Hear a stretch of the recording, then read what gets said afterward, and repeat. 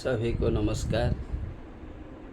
जब हम भारत एवं एकता के बारे में बात करते हैं तब बड़े बड़े लोगों की बात आ जाती है, बड़े बड़े लोगों के नाम भी आ जाते हैं।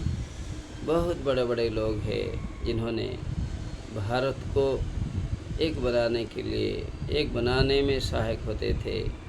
कोई स्वतंत्रता में आगे बढ़ गए तो कोई जब स्वतंत्र भारत को कैसे एक कर सकते हैं, इनके पीछे अपना कुर्बान दी, अपना त्याग दिया। उस संदर्भ में एडवोकेट और सबसे बड़े राजनीतिज्ञ, कूटनीतिज्ञ, बुद्धिमान, निस्वार्थ पर देशात्मबोधी या देश प्रेमी सरदार वल्लभ भाई पटेल जी का नाम अविस्मरणीय है। इसलिए बहु लोगों ने इनका नाम लेकर कहा है, उनके जैसे जियो, जिन्होंने अपने परिवार के सभी लोगों को कह दिया था कि दिल्ली को कोई काम के उद्देश्य में मत आना, जब तक मैं हूँ तब तक यहाँ मत आना। इतना निस्वार्थ पर थे और कितना कूटनीतिज्ञ थे। आप जब इनकी किताब पढ़ेंगे तब जानकारी मिलेगी। मैं जब एनसीईआरटी की किताब, एक छोटा सा निबंध मैंने पढ़ा था 23 ईयर्स बैक, मुझे वही बात याद आ जाती है। मैंने पढ़ाया था 8th क्लास के बच्चों को, वो भी मुझे याद आ रहा है। तब एक बात आई थी कि सरदार जी कैसे थे। सरदार जी बड़े चमत्कार थे, जिन्होंने इतने सारे राज्यों में परिपूर्ण भारतवर्ष को 550 जो राज्य था, इन्हें अपने भारतवर्ष में लाने के लिए प्रयास किया था और अंत में वह सफल रहे। दिवंगत महात्मा गांधी जी भी उन्हें बहुत कदर करते थे, हर कोई कदर करता था। बात करने में उनके जैसे कोई वीर पुरुष नहीं था, इतना नेहरू जी भी जानते थे, सभी लोग जानते थे।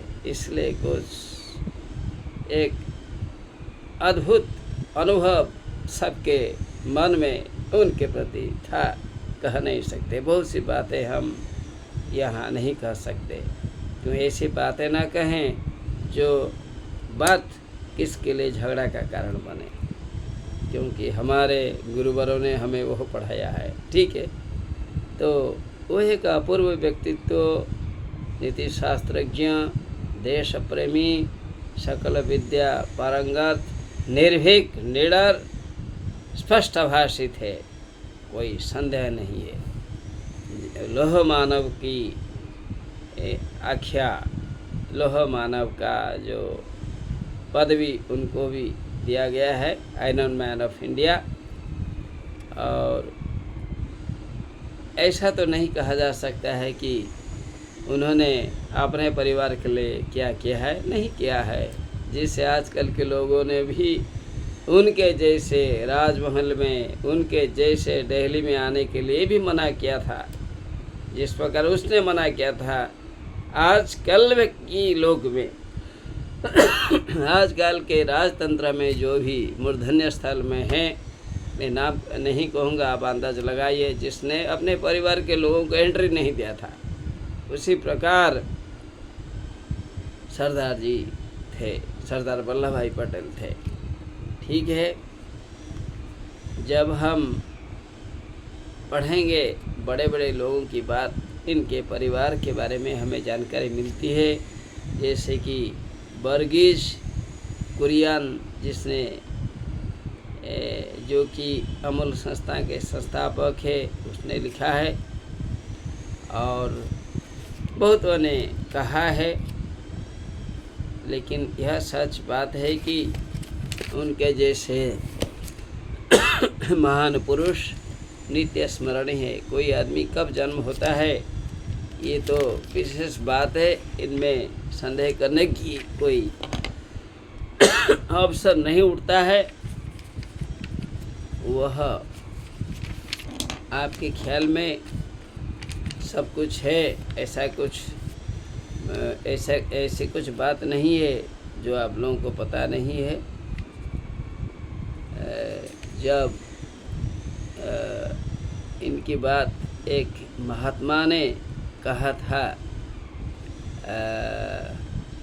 शायद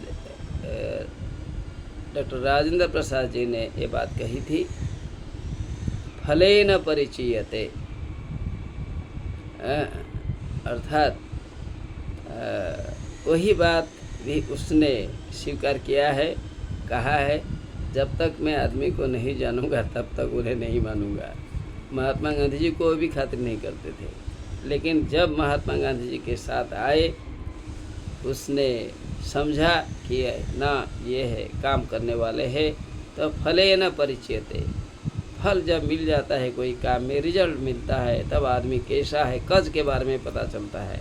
जब इफेक्ट अच्छा होता है, कज तो अच्छा ही है, तो उसने यह बात समझ लिया, क्योंकि वकील है ना, बोलेंगे नहीं कैसे। मैं क्रिटिसाइज नहीं कर रहा हूँ, इतने बड़े आदमी को क्रिटिसाइज कौन कर सकता। अच्छे हैं तो कहना तो ये हमारा उत्तरदायित्व है। हम इनके अनुसरण करने वाले आदमी हैं, तो अनुसरण कर रहे हैं। तो कर्मणा मनसा वाचा, इस प्रकार का समर्पण की भावना उनमें थी। 1928 में जब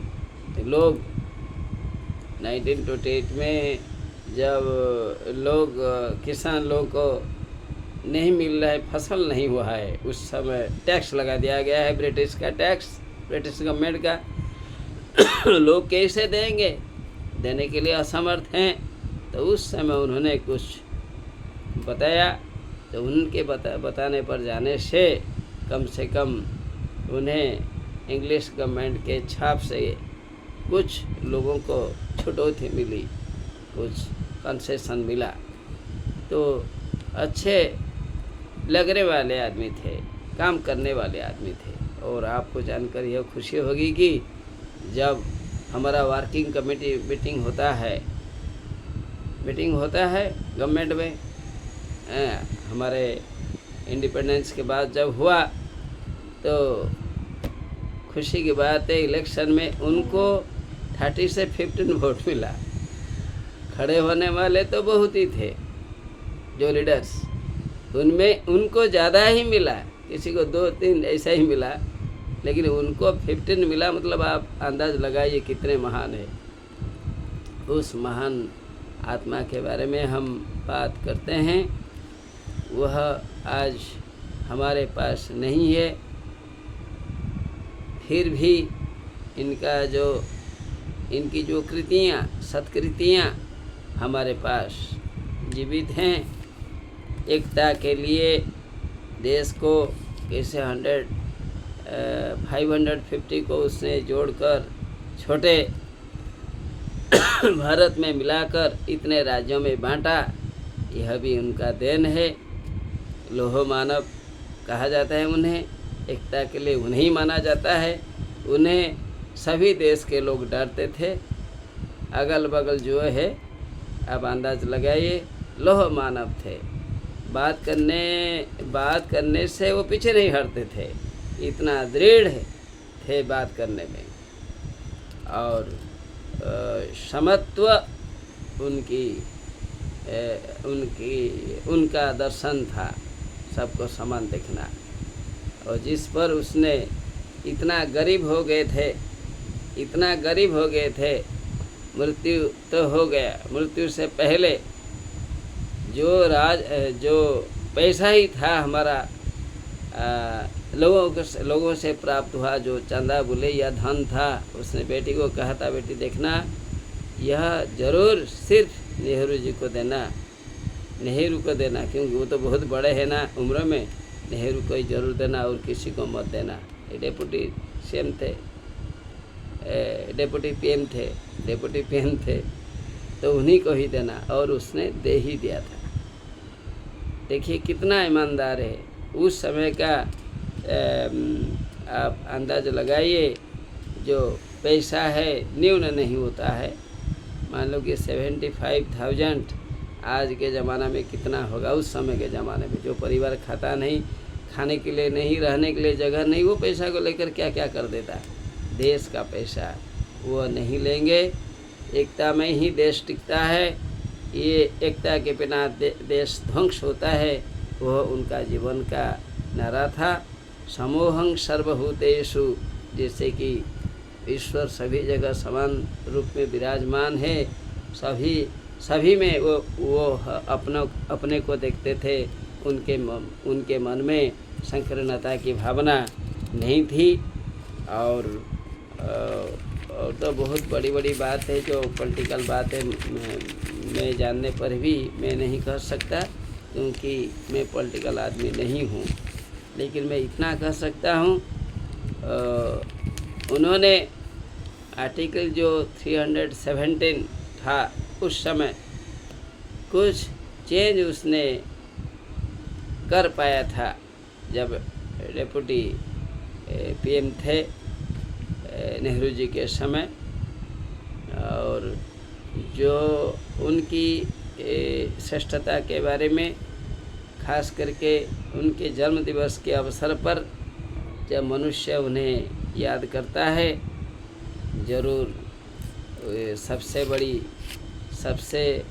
सबसे बड़ी त्याग भावना लोगों के लिए होती है। हम त्याग से जिएं, हम बढ़िया से जिएं और देश के लिए, देश को एकता के सूत्र में बांधे। मेरा तेरा इस प्रकार की भावना, संकीर्ण भावना हम मन में न लाए। भारत हमारा देश है, हम भारतीय है। वसुधैव कुटुम्बकम नामक मंत्र से हमें जीना चाहिए।